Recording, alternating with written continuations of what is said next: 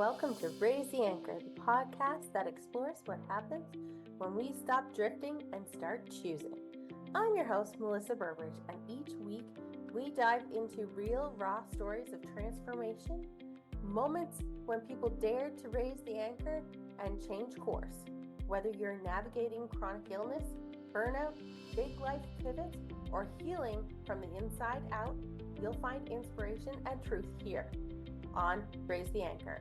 This is your space for honesty, hope, and the courage to begin again. Let's raise the anchor and set your course. All right. So this episode is brought to you by Capture It Photography, headshots for people who hate having their photos taken. Highly recommend. Today we're welcoming back Jen Vey. She's been a friend of mine for many years.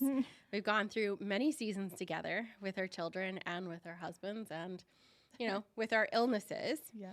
I loved hearing your story last time. Can you refresh a little bit on what your story was? Well, I was diagnosed with cervical dystonia when I was a child, which is rare. Cervical dystonia, dystonia in general, is a cousin to Parkinson's, basically. I also have some brain tumors. Luckily, they're benign. There are 9 of them. Yes, 9. And so I've had a journey when it comes to my health. I've had a journey when it comes to having my children and being educated and having a degree and have skills I have to offer. And it's been quite a ride. Day by you day. have a beautiful journey in your own business as well, which we'll touch on. But getting to learning about those 9 brain tumors was quite a bit because we knew you had a little bit. Yeah. But Nova Scotia wasn't very helpful. And we had to take a girls' weekend. We did. Yeah, she saved me. To Toronto. Yeah. I still take the meds that we got in Toronto. Yeah, and it's crazy that we even had to take a girls' weekend to Toronto. Did. Yeah, and that's how we presented.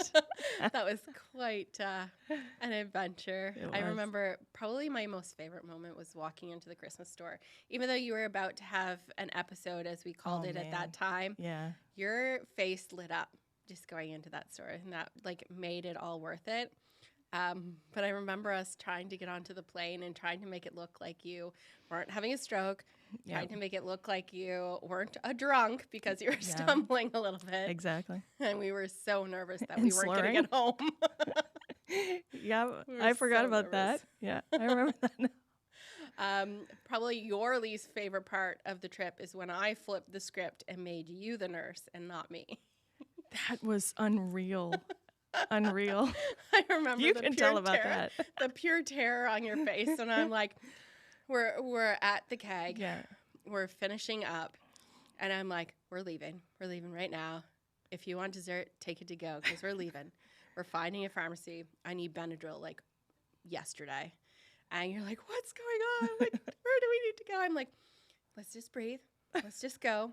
We're going to go. And I walked you through how to help me. Yeah. Because awesome. I had an allergy as a kid where I had to have an EpiPen on me. So I'm thinking anaphylactic shock, where's your EpiPen? Not let's go get Benadryl. Yeah, because I wasn't allowed to take my EpiPen on the plane. Yeah. I don't know why, but it's neither here nor there. I knew Benadryl. I didn't want to go back to the hospital because we just spent the whole entire day at the hospital. Yeah. But you just listened to what I needed, and you became the best nurse. Thank you. You helped me. Thank which you. is great. I know about every department now. I can At imagine. this point, between me and my son's journey, and I think we could probably have a whole 20-part series on your health journey. Yeah. But today, I want to touch back into some of those things that were so inspiring for others. So before, when I helped you in Toronto, you weren't very helping, or you weren't very wanting of others to help you because you felt like a burden. Do you still feel that today? I think anybody who's chronically ill with a disorder like mine is concerned about that in the future for their families and loved ones and people around.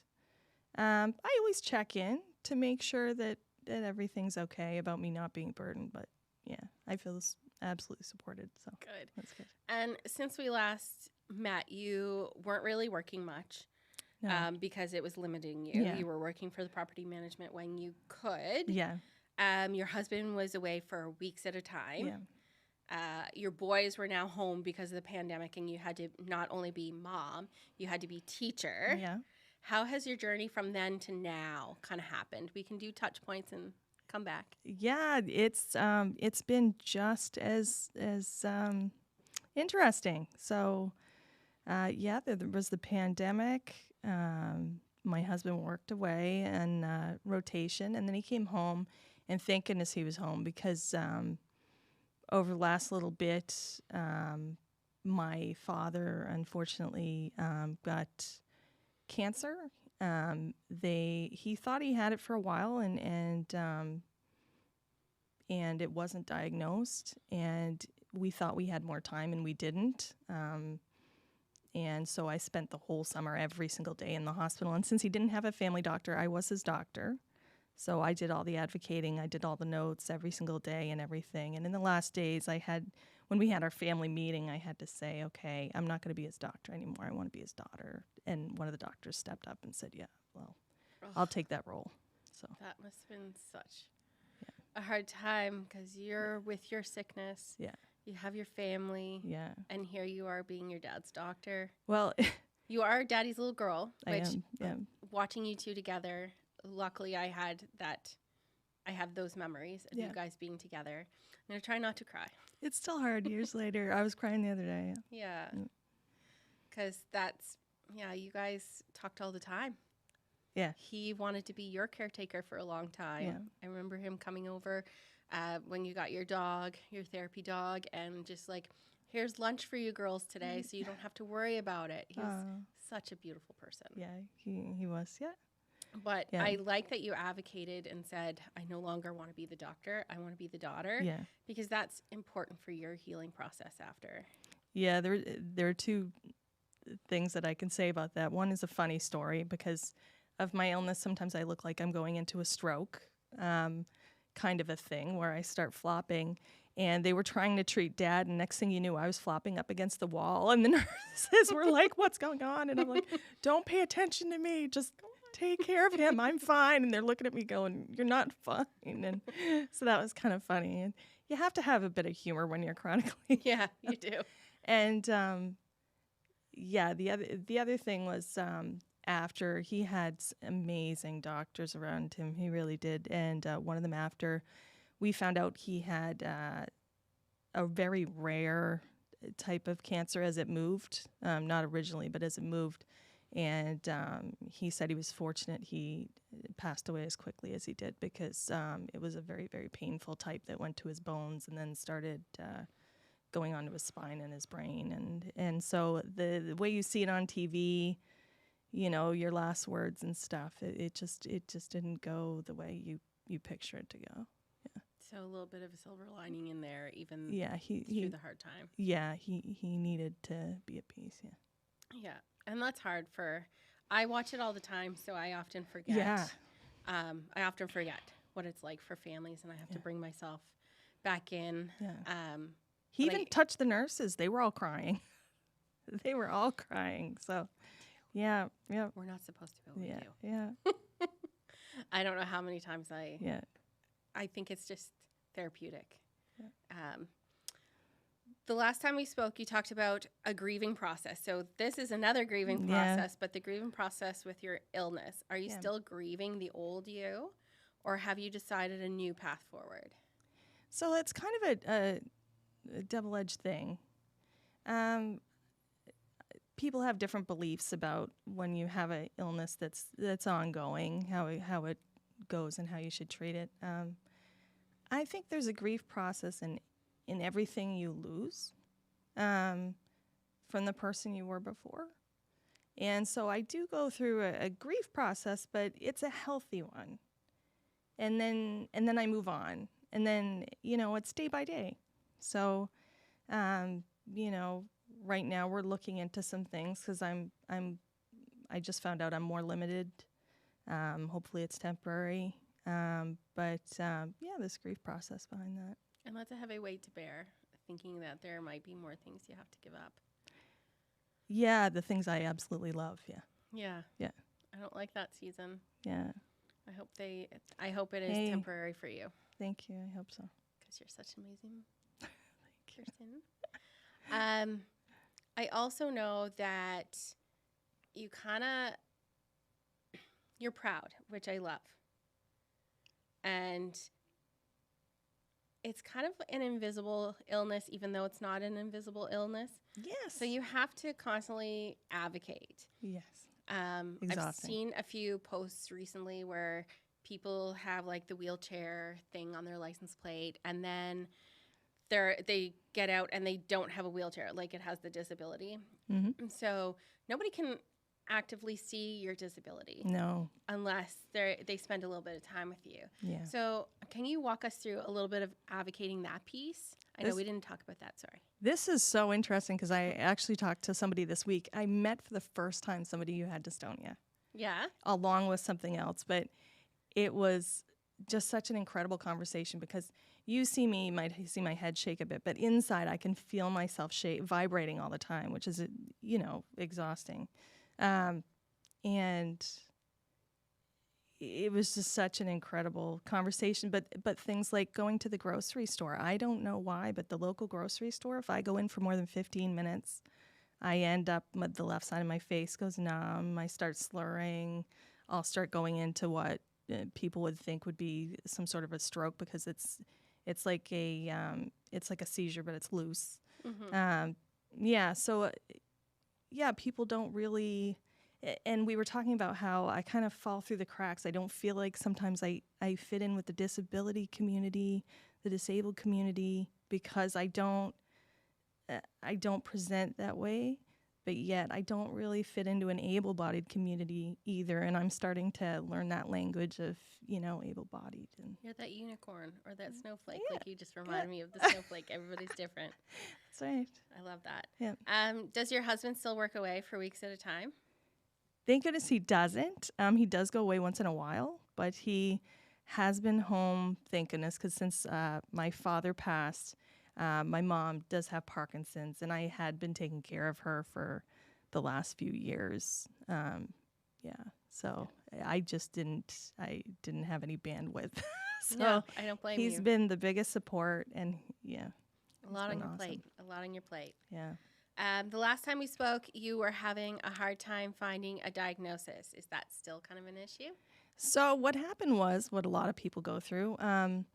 Even though I had the diagnosis of dystonia when I was young, I also found out I had 2 brain tumors that they forgot to tell me about for 2 years.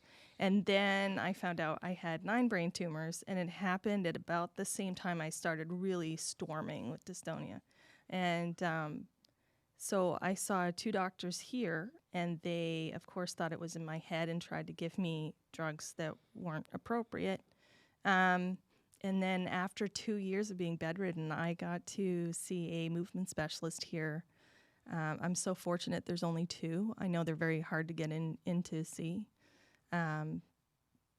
Really treasure your specialists. And I take Botox now, and Botox is one of the original treatments for things like mine, not like, puffing up your face and doing all that fun stuff. It's really, I get shots up all and down my neck that are ultrasound driven. It's pretty interesting. Yeah. That's super cool. Yeah. And it allows me it's helped so much between the prescription they gave me in Toronto and the anti-seizure and that it's kept me pretty good. Because you're right. When you think of Botox, you think of thinning your lines or migraines. Yeah. No, I love that. That's migraines really is cool. a good example. Yeah. I know it was offered to me when I was in my 20s, but I wasn't really feeling it as much then. And I didn't think taking botulism toxin for the rest of my life was good. That's why it was so funny when people started taking Botox. I'm like, you want to shoot yourself up with botulism toxin? Okay. I know. To me, now I'm learning the benefits. Yeah. It's crazy. Yeah. I never would have thought. Yeah, I'm so fortunate. I have a movement specialist neuro in Halifax, and I also have my neurosurgeon in Halifax. So I get to have scans every 2 years to make sure that my tumors aren't changing at all, being benign. Yeah. And is that something they would ever look at removing or? One's in a tricky spot, and they're 9. Like if you see them on the scan, like there's Yeah. some behind. There's one behind my eye, behind my ear, like all over the place.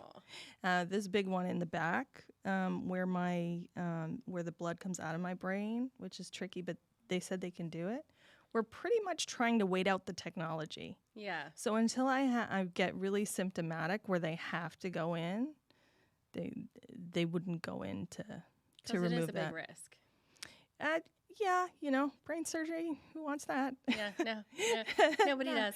No. Nobody does. But yeah. So the last time we spoke, we talked about how you casually worked at Happy Place Property Management. Yes. We both were working there at that time. And you worked here and there casually. Yeah. Because you had to work around your illness. It did, yeah. At that time, you were having so many tremors. Yeah. And freaked us out every day. Yeah, I did. It was hard to shut off nurse mode. Yeah. So what does work look like now for you? Now 4 years? Yeah, 4 years. Wow. I'm so thankful for all the time I had there. And Jenna continues to be a mentor of mine and a very, very close friend and taught me so much. And I'm so thankful for the time that I got to work there for the few hours because I really, I can only work for a few hours at a time. And and now my life is changing having to do with that. So yeah. And how is it changing? So about 4 years ago, about during that time, it was during COVID, and I started to see, because I'm an entrepreneur at heart. So I started workaholic. Yeah. So not working was really hard for her. I tend to hyper-focus because I'm also neurodivergent. So, I was seeing these signs, closed for business, that they didn't have any help and things like that. And then I'm thinking of people that are chronically ill, people that have any sort of illness that keeps them from working a 9 to 5. And then it kind of morphed. And then I'm thinking, oh my gosh, there are all these categories of people. Like I'm a mom, I ended up staying home with the kids. But you also feel like you want to get out there in the community and work, and all these different conditions get you in a place where you're at home. And I'm like, let's get people out in the community working that can't work a 9 to 5 and help businesses out. A lot of businesses don't need to hire somebody for 40 hours a week. Yeah. They may need just a replacement person. And to me, if you've had skills, you're an expert, you feel like you could jump into a job without having your hand held, why not? So I'd like to say it's like Tinder meets Fiverr. So I've developed this I like that. platform called, it's Temporary Experts. And it's been 4 years in my head and then a year in development because it's a huge platform.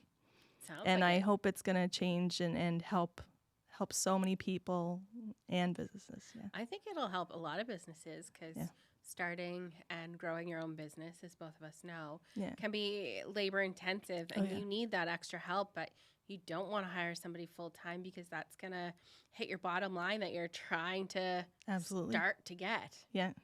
Yeah. Yeah, I definitely. love that. I love that. So in the past, we've talked about fear. Yeah. And we talked about your fear is not dying. It's having a stroke or a dementia because a lot of this can bring on dementia. Yeah. Has your fear changed? I'd say the stroke fear is always there because I present kind of like stroke when I have my dystonic episodes. With half of my face going numb and slurring, and I tick off pretty much every box. I know, you like the jerky movements. Yeah, I got it all. So as I get older, that part of the fear is more there because you never know when to present at hospital or not. But otherwise, it's it's day by day. Things keep happening, and it's just day by day, really. Wow. Yeah, that's all you can do. Exactly. Talking about day by day, are you able to plan out your days and your weeks ahead?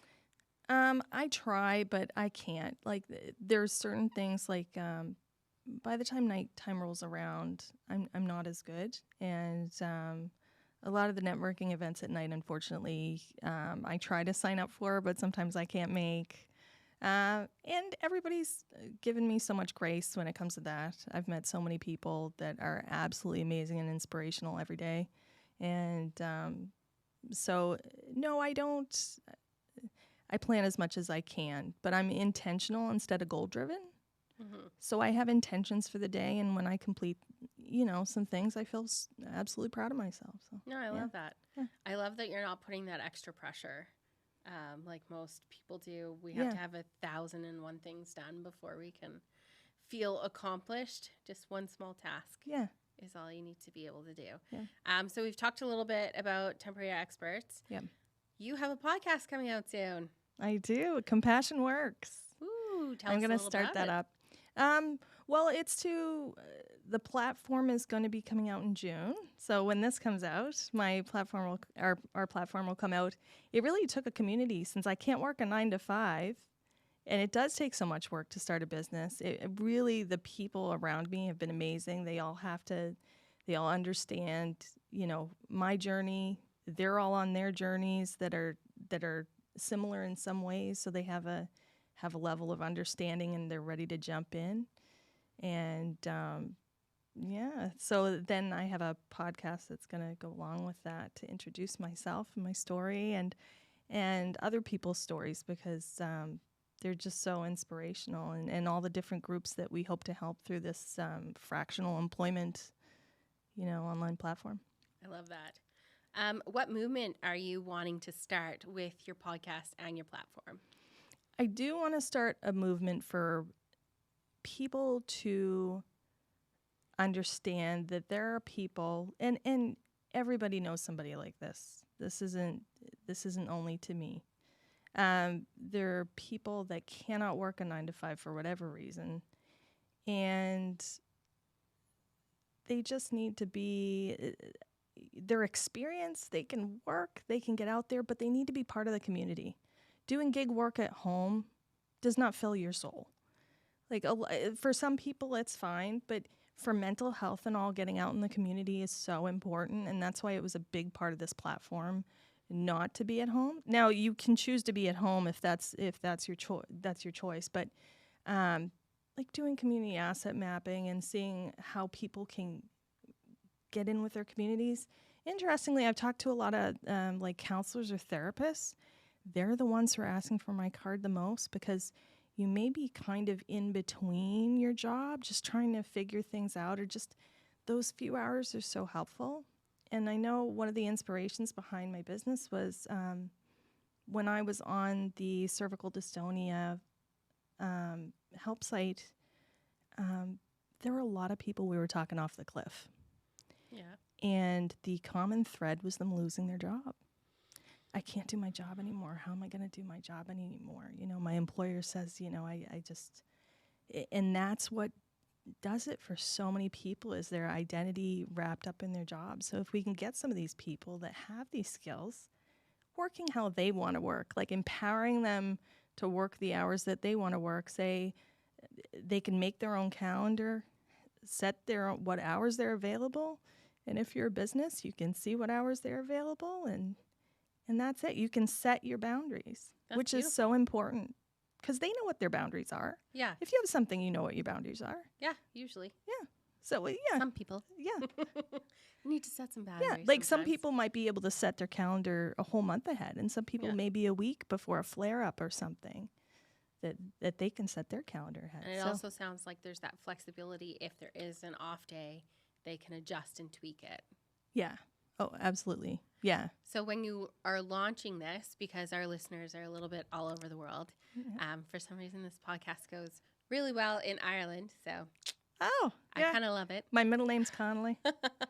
I know they always hear that. Where is your platform going to be launching? Is it going to be just here in Nova Scotia, or is it going to be a little more international? So I have huge plans for the platform to help the most people possible. Beta is going to be released in Nova Scotia. Probably a year, we'll see. I hope a lot of people join in the beta and test it out and give feedback and everything. And once we get it nice and tight, we'll start expanding it to the Atlantic provinces and then all of Canada. Awesome. And then we'll go from there. Yeah. So we've discussed before that you didn't want to have a dream. You didn't feel like you could have a dream. Has that changed for you over the last 4 years? I think that I don't dream like other people maybe, but I think this especially has been something I've always wanted to have my own company, and I've always wanted to help people, and I think of this more as my legacy. Yeah. Like I hope that this will take off and help people and really become a legacy that I can share. Yeah. I think it's a beautiful legacy and dream to have. Yeah. For those who are going through maybe not the same road you're going through, but are going through illness and fighting and not being able to work, what advice would you give to someone who knows they need to advocate or need to work towards a solution? I think my sport background actually helped me with this because I just don't give up. Yeah. So I'd say just advocate for yourself and don't give up. When I don't think many people realize how exhausting it is to advocate. It's very exhausting. It's a full-time job, even more than a full-time job to advocate. And I just encourage them to stick with it because there's somebody out there, even as rare as your thing is, that can relate to you. And Absolutely. you will find eventually. It may take a long time, but for me, for 2 years, I was pretty much bedridden. That was my bad time. But then, now you're up. I'm here. I'm You're starting in a the studio. company. I'm here doing the podcast with you again. This is great. Yeah. So where can our Anchor crew follow up and connect with you?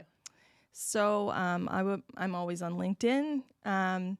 But the company will be on tempexp.com, so tempex.com.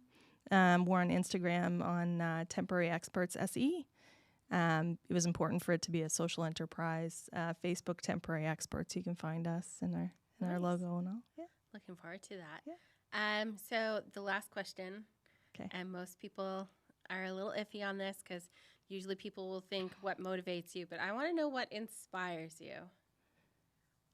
Who or what, I should say. Yeah, so many things inspire me every day. Like it could be seeing a flower come up every day.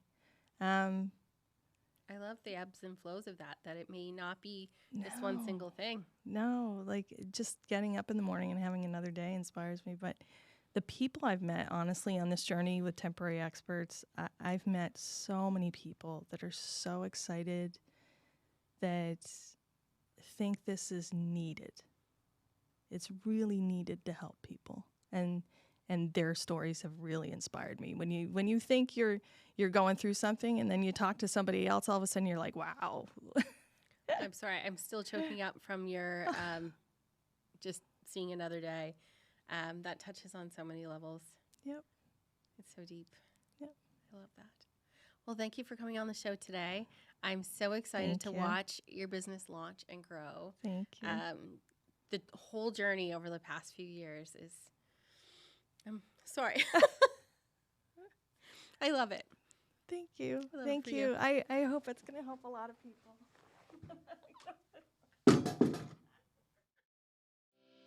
Thanks for tuning in to Raise the Anchor. If today's episode spoke to you, share it with a friend or leave a review. It helps more people find their way to healing and hope. Follow along on Instagram, TikTok, or YouTube for behind the scenes, extra content, and real life moments. And be sure to join the email list at linktree/raisetheanchor so you never miss an episode. Until next time, here's to calm waters, steady winds, and the courage to chart your own course.